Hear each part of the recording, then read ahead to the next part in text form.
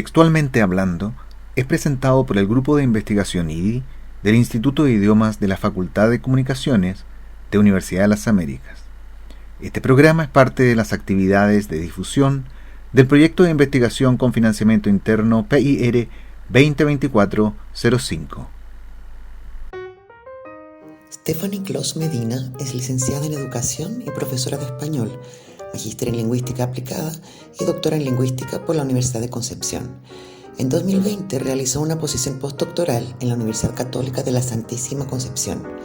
Su actividad de investigación se centra en la lingüística educacional, la escritura académica y la retroalimentación escrita. Se desempeña como investigadora en el Centro Regional de Inclusión e Innovación Social de la Universidad Viña del Mar y como profesora visitante en la Universidad Católica de la Santísima Concepción y en la Universidad de la Frontera en las cátedras de escritura académica. Ha participado en proyectos competitivos Fondesit y Fondef. Actualmente es investigadora responsable de un proyecto Fondesit postdoctorado sobre los procesos de autorregulación de los estudiantes novatos al usar operadores argumentativos durante la escritura y la revisión de un ensayo académico. Ha escrito una veintena de artículos de investigación científica de corriente principal en el ámbito de escritura académica y retroalimentación. También ha participado en congresos nacionales e internacionales y ha realizado pasantías postdoctorales en la Universidad Internacional de Valencia y en City University of New York, CUNY Lehman College. Muy bienvenidos a este quinto episodio ya de Textualmente Hablando, un podcast donde entrevistamos a voces importantes en el ámbito de la investigación relacionado con la escritura, principalmente. Y hoy día tenemos a Stephanie Clos. Muy bienvenida, Stephanie. Bienvenida. E Irini también, que siempre nos acompaña. Tenemos, bueno, varias preguntas y una de ellas es la obligatoria. Comenzamos casi siempre con la misma pregunta y tiene que ver con lo que a ti te motivó a investigar acerca de la escritura. ¿Por qué no nos cuentas qué te llevó a eso y por qué piensas que es importante? Bueno, aquí hay siempre varias motivaciones, pero en mi caso fundamentalmente fueron dos. Una que es bien académica y otra que es más personal. Así que ahí les voy a estar comentando ambas. La dimensión académica para mí es bien importante porque antes que investigadora yo soy profesora de español. ¿Ya? Entonces, desde esa perspectiva, siempre fue un tema para mí, como profesora de primer año de universidad, apoyar a los estudiantes y cómo se insertan en este proceso académico, porque si bien es cierto, hay varios programas de apoyo en las universidades, también está esta función de nosotros como docentes, cómo articulamos, cómo trabajamos también con los aprendizajes que fueron adquiridos en enseñanza media, en educación básica incluso, porque la escritura es una habilidad para la vida y es una habilidad también que se va desarrollando de manera progresiva. Entonces, de esa perspectiva, esta motivación académica surge a partir de ya varios años. Yo partí en el 2010 más o menos con esta temática, cuando conocí a Paula Carlino, revisé sus trabajos y desde alguna perspectiva también ahí viene esta línea más personal y de hacer ese trabajo de decir, cuando yo estudié, cómo me formé, qué fue lo que a mí me costó fundamentalmente, porque también cuando uno estudió era, usted escriba un ensayo, usted escribe una monografía, y uno decía, ah, ya, perfecto, pero no sé qué, voy a investigarlo, voy a tratar de hacerlo, más por ensayo o por error, pero si bien es cierto también, nosotros muchas veces teníamos esa posibilidad de autorregularnos, de desarrollo, no siempre se da en los estudiantes, y eso es súper importante que también nosotros lo visualicemos y hagamos algo, no solo como institución, sino que también desde nuestra propia práctica docente. Entonces, desde esa perspectiva, partí primero con la descripción de los géneros académicos, porque parto sobre la base también desde la teoría de que si uno conoce el género, conoce su estructura retórica, también puede enseñarla.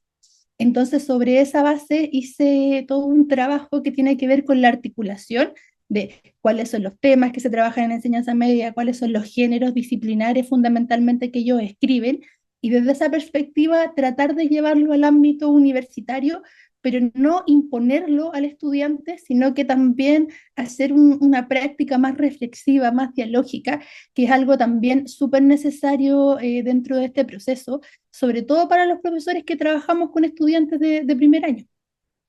que un poco este proceso de acompañarlo, de ser súper rigurosos, pero a la vez también decirle, este es un espacio diferente, pero tenemos un movimiento, tenemos un conocimiento que ya lo traemos y acá también vamos a valorar ese proceso. Entonces, de cierta forma, surge como una necesidad de acompañamiento, de apoyo, pero también como de cierta forma, como un deber ser, de alguna manera de implementar estas prácticas y también desde allí fui generando investigaciones para ir viendo qué era lo más exitoso, cuáles eran las metodologías que eran más útiles y desde esa perspectiva ir organizando de mejor forma también las trayectorias de los estudiantes y llevándolas a cabo en la sala de clases. Entonces, para mí es un tema que sin duda cuando me preguntan, "Ay, ¿te gusta lo que haces?" O sea, me encanta, me apasiona, porque de alguna forma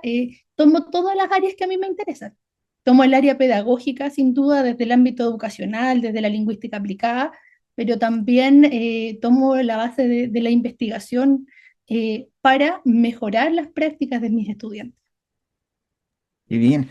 Y Disculpa, Bernardo, ¿sabes qué? Perdón, que quisiera sí, tomar un poquito de algo que dijo Stephanie, que me parece muy importante lo de los géneros, que parte de los géneros académicos y como bien sabemos el género es algo estable y cambiante a la vez. Y yo me pregunto si justamente tú te has fijado en alguna evolución o cambio en los géneros académicos en los últimos años.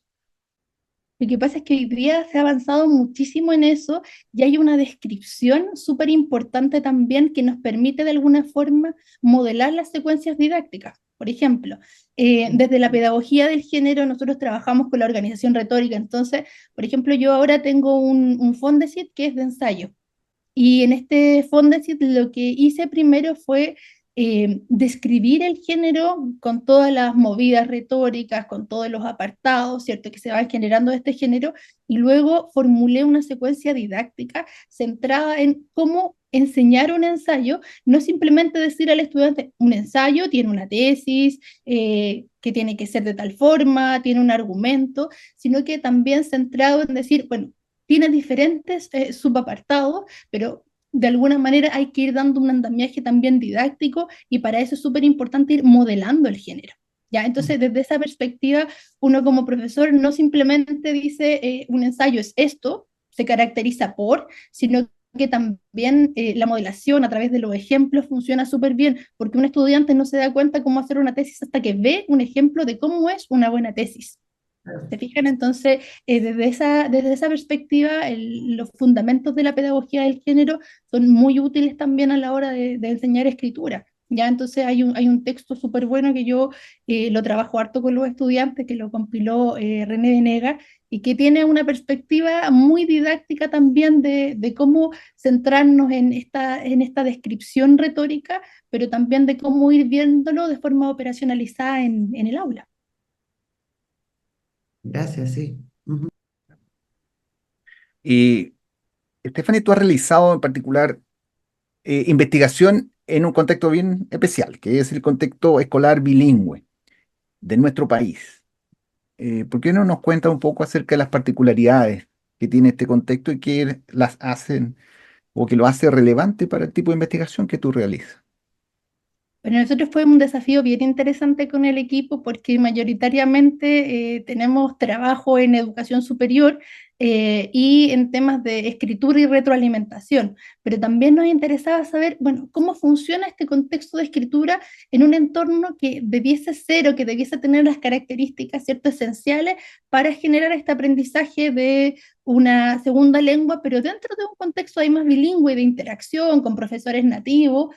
Entonces fue bien interesante porque hicimos un estudio de caso en un colegio particular bilingüe que tiene un plan autorregulado, que tiene un trabajo con un programa orientado a la enseñanza de la escritura, en el que trabajan mancomunadamente profesores de español y de inglés. Entonces, de cierta forma, uno dice, oye, es un contexto ideal, está todo articulado, hay planes hechos por expertos, entonces debería funcionar bien, pero a nosotros nos interesó fundamentalmente saber, bueno, ¿qué pasaba ahí? si de verdad funciona tan bien o si hay alguna diferencia entre la forma en la que enseñan o trabajan la escritura los docentes de español versus los docentes de inglés. Entonces hicimos ahí un estudio de caso, entrevistamos a los profesores también, revisamos los materiales que ellos desarrollan y fíjate que fue súper interesante el proceso porque de cierta forma nosotros pensamos que en el ámbito de español que hemos avanzado mucho en el ámbito, por ejemplo, de la retroalimentación, en qué aspectos nos fijamos, por ejemplo, cuando evaluamos la calidad de un escrito y qué métodos utilizamos para la enseñanza de la escritura. Y en este estudio resultó que los profesores de español tienen métodos que son mucho más normativos. ¿Ya? Se trabaja mucho desde el ámbito de la escritura individual, ¿ya? Que uno dice, bueno, está súper bien desarrollar también habilidades individuales en los estudiantes, pero mayoritariamente todas las clases que había algún trabajo de escritura fundamentalmente era el estudiante solo. Y el tipo de retroalimentación que daban era absolutamente normativa. Era como ortografía, gramática, a lo más llegaban al ámbito de las ideas y era como reorganicen las ideas del párrafo. A diferencia de lo que pasaba en inglés, que los profesores al parecer ya tienen toda una trayectoria también, si pensamos en las investigaciones que se han hecho en segunda lengua, en torno a las metodologías, eran metodologías mucho más activas, centradas en el estudiante, en la retroalimentación por pares, por ejemplo, en el uso de tecnología, y no uso de tecnología solamente llevarlo al laboratorio de computación y que escriban ahí, sino que también edición colaborativa, los roles que iban teniendo los estudiantes y también estaban centrados en aspectos mucho más comunicativos. Entonces, de cierta forma, eso también nos abre un abanico de posibilidades de darnos cuenta que si bien es cierto, se ha avanzado muchísimo en el tipo de retroalimentación fundamentalmente. Se ha descrito, o sea, la doctora Tapia tiene una serie de trabajos que hablan de comentarios escritos, por ejemplo, en el ámbito de español fundamentalmente, pero nos damos cuenta de que si bien es cierto, hay toda una línea de trabajo allí desde el ámbito de la educación superior, esto al parecer todavía no se traslada tanto tampoco al ámbito de secundaria, de enseñanza media, porque todavía hay un patrón muy normativo para corregir. Y esto también lo traslado a otro estudio que estoy realizando ahora, en el que ya no fui a preguntar a los profesores, les pregunté a los estudiantes cómo eran corregidos o cómo eran retroalimentados, ¿ya? Porque me interesaba también saber si ellos sentían que esto era una corrección o una revisión, ¿ya? Y de cierta forma fue bien interesante, porque cuando los estudiantes daban cuenta de esos procesos, también dan cuenta de un parámetro que sigue siendo muy normativo, ¿ya? Entonces pareciera ser, y ojo, esto también lo apliqué con un protocolo de pensamiento en voz alta en la universidad, con los estudiantes para que ellos se autorrevisaran sus escritos y siguieron replicando el patrón normativo, porque están acostumbrados a que los revisen de esa forma. Entonces yo les decía, por favor, lea su escrito, y ellos iban verbalizando y decían, oh, esto es terrible, no puso una coma, no, esto le falta una tilde. Perfecto, pero yo decía, ¿y qué más? No sé, en el ámbito de las ideas, por ejemplo, ¿usted cree que se está posicionando en su escrito? Y me miraban así como, no sé, porque para ellos la calidad del texto se asocia a que tenga buena ortografía, que tenga buena redacción, asociado a más aspectos gramaticales. Entonces, de cierta forma, los criterios de textualidad son bastantes. Tienen que ver también con la informatividad, con la intertextualidad, pero son aspectos que los estudiantes atienden muy, porque también vienen de una tradición muchísimo más clásica. Entonces, de cierta forma, nos damos cuenta que hay cuestiones que, si bien es cierto a nivel teórico, están muy desarrolladas, hay una trayectoria importante dentro de estos trabajos. También Federico Navarro tiene toda una línea de escritura epistémica, del desarrollo de las prácticas vernáculas, o sea, hay un montón de trabajo en el ámbito, pero también nos damos cuenta que este trabajo no siempre se operacionaliza realmente en las salas de clase. Y yo creo que ahí es donde también hay un tremendo desafío en el contexto bilingüe, como es el colegio en el que nosotros hicimos esta investigación, o en las universidades, como es el caso de este otro trabajo que le estaba mencionando también. Impresionante la diferencia que mencionas, me parece impresionante entre los dos idiomas y la cultura que traen, ¿no? Como de retroalimentación, impresionante. Tú ya mencionaste que tomas datos a través de entrevistas, de narración retrospectiva también, ¿cierto? No sé si hay algún otro tipo de datos que sueles usar en este tipo de investigaciones o algún otro aspecto metodológico importante que tú nos quisieras comentar. Bueno, yo uso varias cosas. Va a depender básicamente del objetivo, de lo que quiera conseguir. Por ejemplo, cuando parto con querer saber cómo funcionan algunas cosas o algunas metodologías o ir probando elementos, siempre trato de hacer estudios más experimentales. Porque para mí, si bien es cierto, es súper complejo hacer el uso de esta pre o post prueba, sí nos va dando cuenta por lo menos de un avance o de una progresión que se va teniendo dentro de los cursos. Entonces trabajo harto con estudio experimental y ahí voy implementando secuencias de trabajo, ya que va como semana a semana. Y esto es bien interesante porque no es que siempre yo pueda hacer esta actividad en los cursos que tengo, sino que también trabajo con otros colegas de manera colaborativa, quienes amablemente también abren las puertas de su sala de clase para ir implementando estas metodologías activas, fundamentalmente. ¿Ya? Hago harto también estudio cualitativo porque me gusta primero partir mucho con lo cuantitativo, ver estrategias, por ejemplo, si hago estrategias de retroalimentación y uno claramente compara los puntajes de estas evaluaciones, pero también siempre me interesa saber qué pasó con el estudiante. Porque por un lado yo digo, oh, perfecto, esto es estadísticamente significativo, un avance del escrito uno al escrito 2. Me pasó en mi tesis de doctorado. Yo en mi tesis de doctorado hice un trabajo con estrategias de feedback correctivo escrito, sí, muy, muy normativo, en el uso de marcadores discursivos, ¿ya?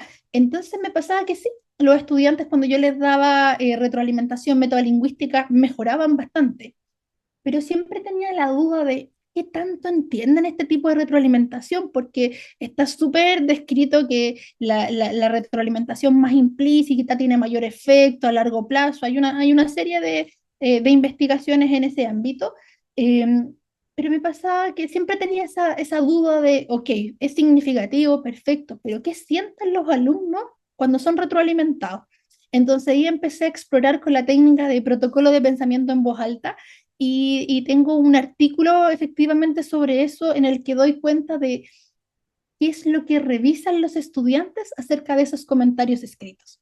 Entonces ahí yo apliqué el procedimiento de protocolo y hacía que ellos fueran leyendo la retroalimentación que le daba el profesor, y que desde esa perspectiva me contaban qué es lo que sentían, qué es lo que les pasaba. Y, por ejemplo, los que tenían mayores dificultades en la retroalimentación metalingüística, no era porque no querían atender esa retroalimentación. Había muchos casos de estudiantes que no entendían, porque el profesor le decía, ¿notaste que necesitas un marcador discursivo con valor continuativo? Y me decían así como, es que no sé qué es un marcador discursivo muchas veces. ¿Y qué significa que sea continuativo? Y uno dice, puta, son estudiantes de primer año de universidad, pero no todos tienen ese componente gramatical. Entonces, de cierta forma, también es súper importante que para que la retroalimentación sea efectiva, lo primero es que los estudiantes la entiendan.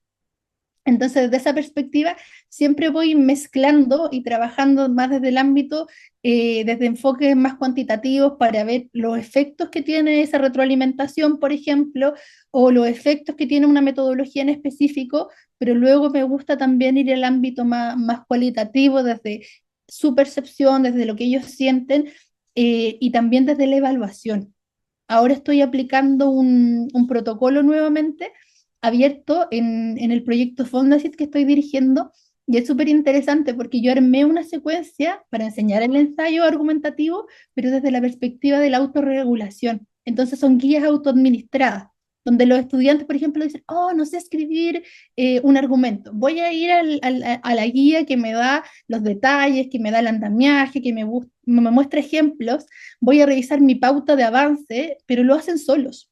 Entonces, de cierta forma, lo que yo hice ahí, perfecto, tenía el trabajo hecho, pero yo también quería saber cómo ellos percibían ese trabajo. Entonces ahí les apliqué el protocolo Y ellos iban diciendo así como, oh sí, la guía me sirvió, oh faltó esto, eh, creo que fue muy buena, me gustaron las preguntas de autorregulación para saber cuánto yo había aprendido, o las pautas que había en el diseño porque me permitían saber cuánto yo había avanzado. Entonces, desde esa perspectiva es bien interesante esta combinatoria, y también uso técnicas, por ejemplo, en el análisis de textos. Entonces les pido a veces autobiografías lingüísticas para que me den cuenta de su trayectoria. Ahora tengo un fondo interno en la universidad que es sobre estrategias de escritura, pero la relación que tienen los estudiantes con su proceso de escritura ya es algo mucho más personal. Entonces, desde esa perspectiva ha sido bien interesante también cómo ellos han mostrado esa relación que tienen, qué es lo que han aprendido desde su casa, qué es lo que traen, cuánto escriben, qué escriben también, porque está mucho ese parámetro de que los alumnos no escriben, en realidad escriben y escriben muchísimo, pero no escriben los géneros convencionales que nosotros pedimos en la universidad. Pero sí, por ejemplo, no sé, yo como práctica de clase les di un certamen y ellos tenían que elegir el texto. Y me miraron así como, ¿y yo puedo hacer eso? Por supuesto, yo les di parámetros de selección, de textualidad, de criterio, pero ya que ellos tomen una decisión como esa, también aporta muchísimo en el ámbito de cómo se sienten en las clases. También sienten que pueden tener una opinión. Entonces, de cierta forma, ahora he ido avanzando un poquito más hacia esa dimensión dentro de los procesos de investigación. Y a propósito de lo que comentaba anteriormente, creo que abordaste un tema súper importante. Eh, Cuando mencionas la brecha que hay, ¿no es cierto?, entre la investigación disponible y la práctica docente. Se ha reportado harto acerca de esa brecha, ¿no es cierto?, de que hay aquí un problema entre, por decirlo así, de comunicación. Hay un problema en la traducción de los hallazgos, ¿no es cierto?, en la traducción didáctica, pedagógica. Entonces, es interesante que tú hagas tu investigación y consideres la voz de los estudiantes. Entonces, no sé, ¿cuál es tu opinión respecto de quiénes y cómo esa brecha se puede disminuir? Porque parece que las actitudes son recurrentes, es decir, el investigador, no tú en particular, en general, parece que estuviera, ¿no es cierto?, en una posición un poco paternalista, ¿verdad? Yo sé que hay algo que se está haciendo mal en ese dominio, en el que yo también participo a veces, y el docente, por otro lado, eh, puede carecer, ¿no es cierto?, del conocimiento técnico, quizá, y también del diálogo con los investigadores para poder traducir eso. ¿No? ¿Tú ves que ha habido esfuerzo, éxito, o que hay un futuro, digamos, que uno puede ser optimista con respecto al futuro en ese caso? Yo creo que siempre hay que ser optimista. Eso es como un principio de vida, pero también hay varias oportunidades. Yo creo que de repente uno con todas las cosas que tiene que hacer y las responsabilidades que tiene que tomar en la universidad o donde trabaje, ¿cierto? Uno dice, hoy, ahora se me sumó este nuevo parámetro de medición que es la vinculación con el medio. Yo creo que la vinculación con el medio es una tremenda oportunidad también de ir acercando estos conocimientos y nuestros hallazgos al resto de las personas. Convengamos en que no sé si es triste lo que voy a decir, pero es generalmente cuando uno escribe se lee entre uno mismo. Es como el colega lo lee para decir, oh, está haciendo esto, qué interesante. Lo puedo replicar o lo voy a citar, etcétera. Pero en realidad no siempre llega. Por ejemplo, las metodologías que uno usa no siempre llegan al colega que trabaja en el colegio o al colega que trabaja por hora y que tiene un sinfín de actividades que realizar. Yo creo que eso es súper importante también, transparentarlo, porque de repente uno tiene como muy idealizado el trabajo de investigador y nosotros sabemos que investigar es una parte de todo lo que uno tiene que hacer. Entonces, de cierta forma, cuando se generan estos espacios de diálogo para poder vincularnos entre nosotros, eso es fundamental. Lo que se ha implementado y creo yo que ha dado muchísimos resultados es que hay muchas universidades que tienen convenios con estos servicios educacionales. Nosotros, por ejemplo, en la universidad había un convenio con el Servicio Local de Educación. Entonces, por ejemplo, si hacíamos un congreso, invitábamos a los profesores.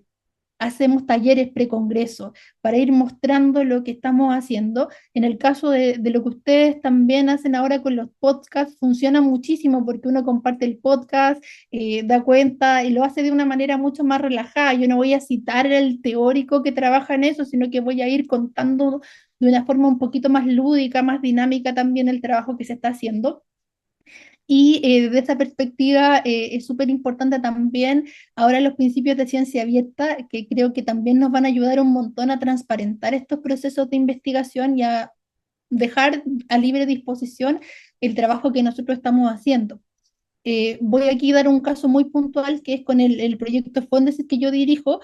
Yo partí con estudiar qué es lo que pasaba en las salas de clases de mis colegas, por ejemplo. Entonces ahí ya hay un primer paso de decir, oye, te dejo ver lo que yo hago, porque a veces uno es como, no, es mi clase y es mío. Y en realidad no, pues, son espacios abiertos que también son súper importantes ir dialogando con las prácticas que uno tiene. Entonces los profesores me abrían las puertas de la sala de clase, yo veía como las interacciones que tenían los estudiantes, cuáles eran las dificultades que ellos tenían, entrevistaba a los estudiantes y desde esa perspectiva levanté la secuencia, pero no la levanté a nivel desde la teoría, cómo me dice la teoría que yo tengo que enseñar un ensayo, sino también viéndolo a partir de las mismas dificultades que tenían los estudiantes y los profesores, porque trabajé, por ejemplo, con profesores que enseñaban literatura, ¿ya? Entonces, que de repente tienen una visión del ensayo que es mucho más literaria a veces, más que el ensayo argumentativo que nosotros nos enseñamos en lingüística. Entonces, de cierta forma, es súper interesante ir trabajando también de manera interdisciplinaria y ir contando lo que uno hace, no solamente con los colegas, sino que también generar esta bajada o esta transposición de didáctica al ámbito de los colegios. Entonces, estas actividades de vinculación con el medio son súper útiles para nosotros para generar esta bidireccionalidad, que de alguna forma nosotros sí desarrollamos la investigación, pero quienes la van a llevar a cabo, quienes la van a operacionalizar, son los colegas. Entonces, de cierta forma, lo que nosotros hicimos también ahora en este proyecto es que tenemos una actividad de cierre con los profesores en los que vamos a poner a su disposición esta secuencia, pero también enseñarla, cómo la pueden trabajar y pensando también en el estudiante. Entonces yo ahí soy como súper positiva en cuanto a lo que viene, siempre y cuando se haga de una manera mucho más generosa. Creo que a veces eso nos falta muchísimo en la academia, por decirlo de alguna forma, y es saber qué está haciendo el otro, no solamente para citarlo, sino que también para ir llevando a cabo estas buenas prácticas. Claro, sí, no, te encuentro toda la razón. Y volviendo al tema de los contextos bilingües, que no solamente son colegios, sino también en la universidad, que donde estamos nosotros, también tenemos, bueno, hay varias carreras que son bilingües en este sentido. Ahí, ¿cuáles ves que son los desafíos en la enseñanza de escritura en un contexto así bilingüe? Principalmente español e inglés, estamos pensando en Chile, pero bueno, ahí no sé, tú a lo mejor tienes más lecturas diferentes por ahí.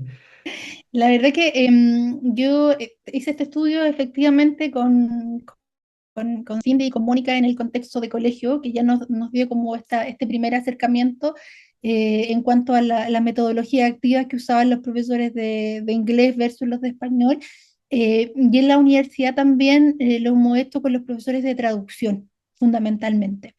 Ahí hemos sacado cosas bien interesantes también porque de alguna manera la enseñanza de la escritura muchas veces se hace desde una perspectiva muy técnica y tiende a ser a veces como un esfuerzo mayor para el estudiante porque de alguna forma lo estamos separando de las prácticas que ellos conocen o reconocen como tradicionales, ¿ya?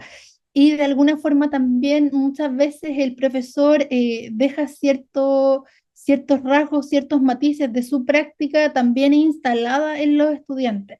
Entonces, de cierta forma, la enseñanza de, de escritura tiene que darse en un contexto también de comprender los géneros, de establecerlos como una dinámica, como ustedes también planteaban hace un rato, como constructos que son dinámicos, ¿ya? Y eso es súper importante también que los estudiantes lo comprendan, pero de alguna forma valorar estas prácticas previas. O sea, aquí necesitamos generar una inserción, no solamente de la calidad de la escritura pensando en el resultado, sino que ir hacia ese enfoque de proceso que todos valoramos muchísimo, pero que también uno dice, no, porque es mucho tiempo, no, porque tengo 50 alumnos. Entonces, ahí el ámbito de las metodologías que aplican los profesores que enseñan inglés fundamentalmente, yo creo que es súper importante recogerla dentro del ámbito de los roles que se van teniendo, de que no solamente el profesor es el que tiene que corregir, y eso de alguna manera nosotros tenemos que internalizarlo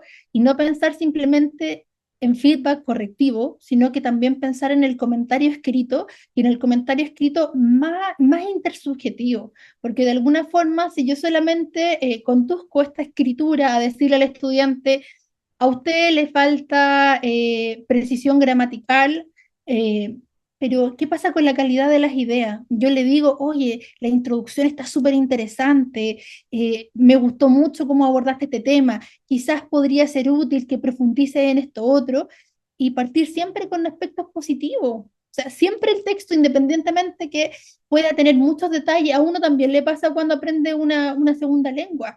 O sea, yo cuando empecé a estudiar inglés me quería morir porque era como, "Ay, es todo impreciso, uso mal los verbos, uso mal la persona gramatical, es terrible". Y mi profe de inglés me dijo, da lo mismo. Primero, desarrolla tu habilidad comunicativa, empieza a hablar. Eso es lo fundamental. Con la escritura pasa lo mismo. Primero hay que empezar a escribir, luego vamos a ir hacia los detalles. Entonces, de esa perspectiva, generar oportunidades de escritura en la sala de clases es muy importante.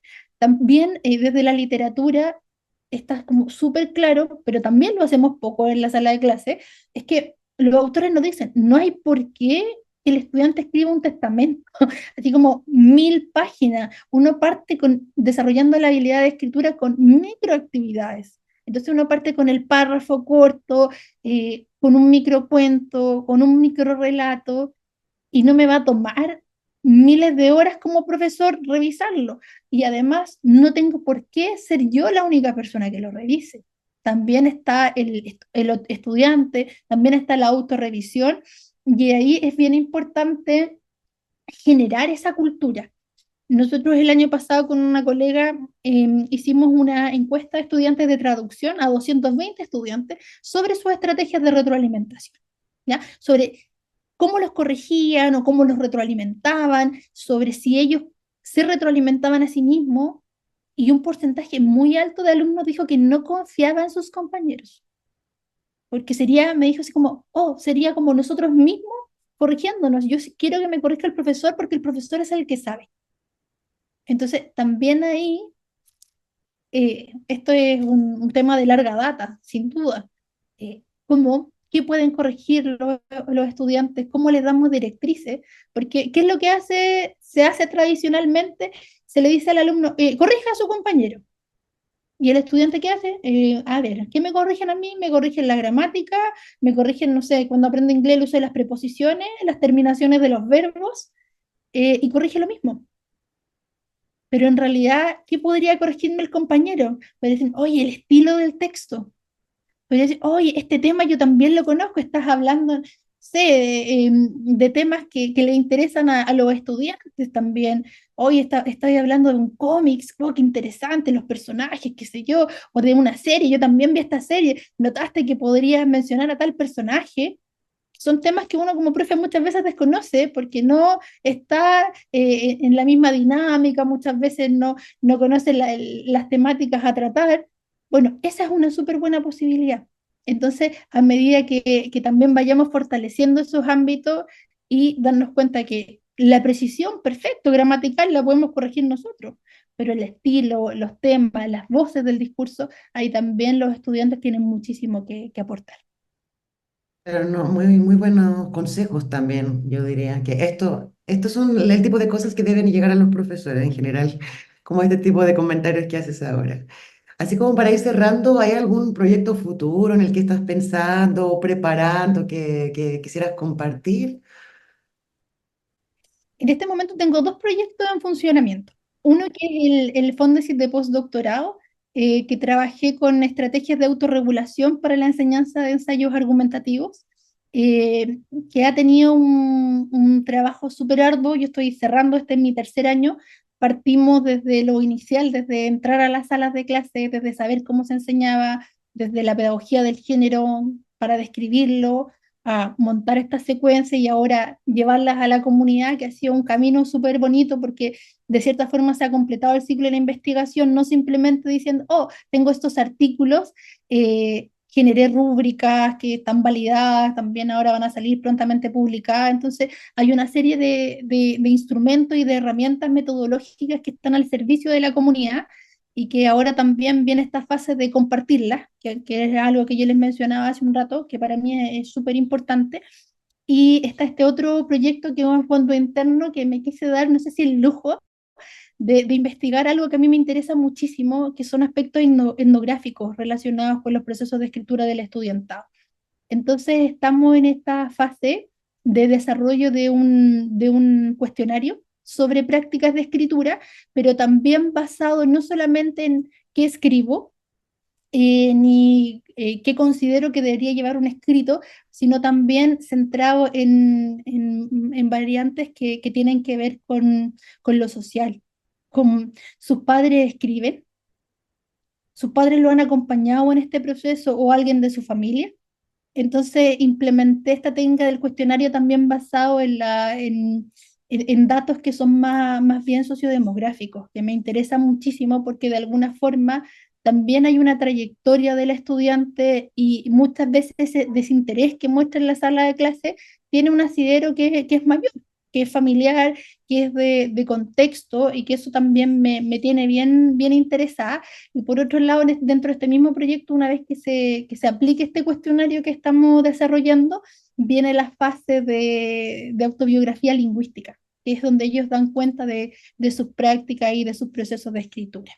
Y por otro lado, uno siempre está postulando a cosas, entonces quiero trabajar también lo que se viene dentro de este corto trayecto que he realizado todavía, tiene que ver con la calidad de la escritura, pero no desde esta perspectiva clásica. Nosotros ahora trabajamos con Gina Burdiles una rúbrica para evaluar la calidad de la escritura y vimos aspectos como las voces, el género, las características, relaciones de coherencia y cohesión, etcétera, para armar este constructo.